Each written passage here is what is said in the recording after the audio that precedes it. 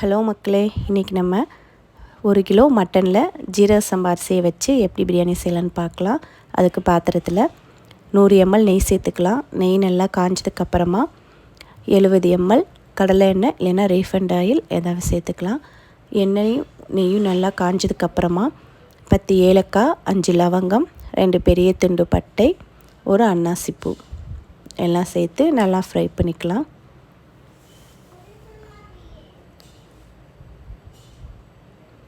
என்னோடய இந்த வீடியோ உங்களுக்கு பிடிச்சிருந்தா சப்ஸ்கிரைப் பண்ணுங்கள், நீங்கள் லைக் பண்ணுங்கள். உங்களோட லைக் தான் எனக்கு நெக்ஸ்ட் வீடியோ பண்ணுறதுக்கு ஒரு மோட்டிவேஷனாக இருக்கும்.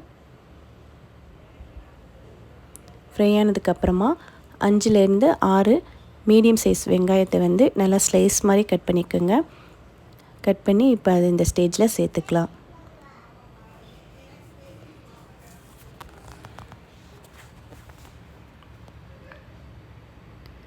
வெங்காயத்தை நல்லா ஃப்ரை பண்ணிக்கலாம். வெங்காயம் எந்தளவுக்கு ஃப்ரை ஆகுதோ அந்தளவுக்கு பிரியாணி டேஸ்ட்டாகவும் இருக்கும். பிரியாணிக்கு நல்ல வெங்காயம் வதங்கினா தான் நல்ல கலரும் கொடுக்கும். அதனால் வெங்காயத்தை நல்லா வதக்கிக்கோங்க.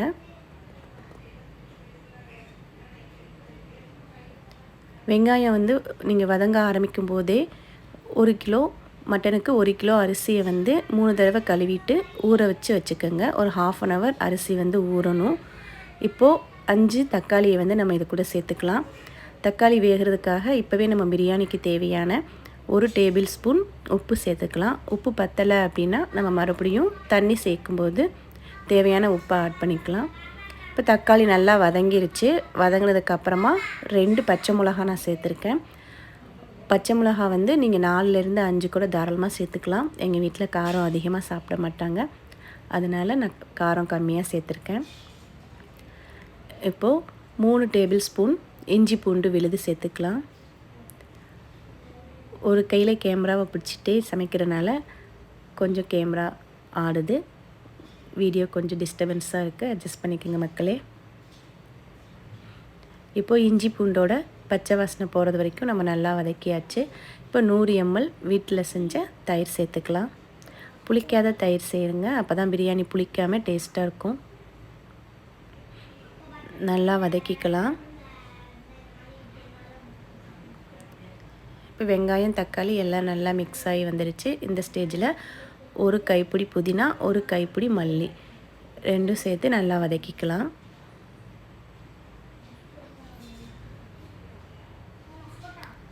இப்போது 2 டேபிள் ஸ்பூன் மல்லித்தூள், 1 டேபிள் ஸ்பூன் மிளகாய்த்தூள், 1/2 டேபிள் ஸ்பூன் கரம் மசாலா.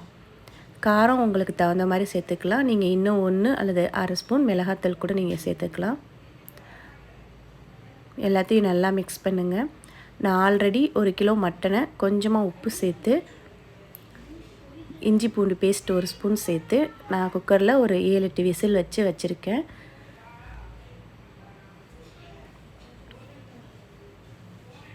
அதை நம்ம இந்த ஸ்டேஜில் சேர்த்துக்கலாம்.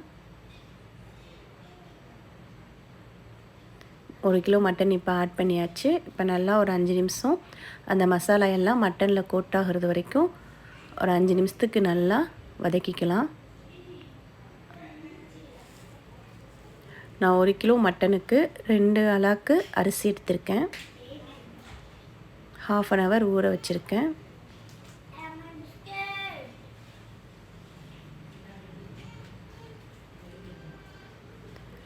இப்போ ஒரு 5 நிமிஷம் மூடி போட்டு வச்சாச்சு. இப்போ திறந்து பார்க்கும்போது மட்டன் கொஞ்சம் நம்ம சேர்த்த ஆயில் எல்லாம் வெளியில் வந்திருக்கு. இந்த ஸ்டேஜில் நம்ம பிரியாணிக்கு தேவையான தண்ணி ஊற்றிக்கலாம். நான் 2 கப் அரிசி எடுத்திருக்கேன். 1 கப்புக்கு 1.5 கப் தண்ணி வீதம், 2 கப்புக்கு 3 கப் தண்ணி நான் சேர்த்துருக்கேன். இந்த ஸ்டேஜில் உங்களுக்கு உப்பு பத்தலை அப்படின்னா நீங்கள் செக் பண்ணி பார்த்துட்டு உப்பு ஆட் பண்ணிக்கலாம். இப்போ மூடி போட்டு மூடிடுங்க. ஒரு 5 மினிட்ஸில் தண்ணி நல்லாவே கொதிச்சிடும்.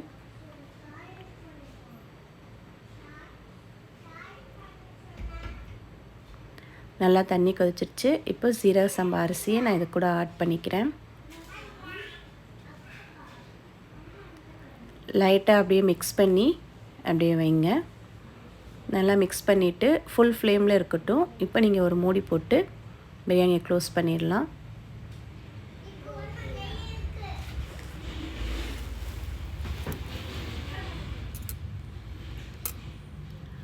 ஒரு 5 மினிட்ஸ்க்கு அப்புறம் நீங்கள் பார்த்தீங்கன்னா தண்ணி எல்லாம் செட் ஆகி ஒரு லெவலில் பிரியாணியும் அந்த தண்ணியும் இப்படி லெவலாக இருக்கும்.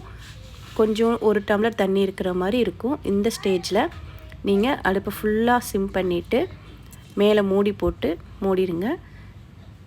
ஏதாவது வெயிட் வைக்கணுன்னா அது மேலே வெயிட் வச்சுட்டு ஒரு 15லேருந்து 20 மினிட்ஸ் வந்து அப்படியே இருக்கட்டும். சிம்லேயே அடுப்பு இருக்கட்டும். எந்த அளவுக்கு சிம்மில் வைக்க முடியுமோ அந்தளவுக்கு நீங்கள் வீட்டிலே இருக்கிற சின்ன அடுப்பில் வச்சா கூட பரவாயில்ல. 20 மினிட்ஸ்க்கு அப்புறம் மறுபடியும் 10 மினிட்ஸ் வந்து பிரியாணியை ஓப்பன் பண்ணாமல் 10 மினிட்ஸ்க்கு அப்புறம் ஓப்பன் பண்ணிங்கன்னா பிரியாணி எவ்வளோ அழகாக உதிரி உதிரியாக சூப்பராக வந்திருக்கு பாருங்கள். மட்டன்லாம் சூப்பராக வெந்து நல்ல கலராக எம்மியாக இருந்துச்சு. பிள்ளைங்கள்லாம் ரொம்ப விரும்பி சாப்பிட்டாங்க. ரொம்ப டேஸ்ட்டாக இருந்துச்சு. இதுக்கு நான் ஆனியன் ரைத்தா, முட்டை, அப்புறம் கேரட் அல்வாலாம் வச்சுருந்தேன். உங்களுக்கு இந்த வீடியோ பிடிச்சிருந்தா லைக் பண்ணுங்கள், ஷேர் பண்ணுங்கள், கமெண்ட் பண்ணுங்கள். தேங்க்ஸ் ஃபார் வாட்சிங். தேங்க்யூ.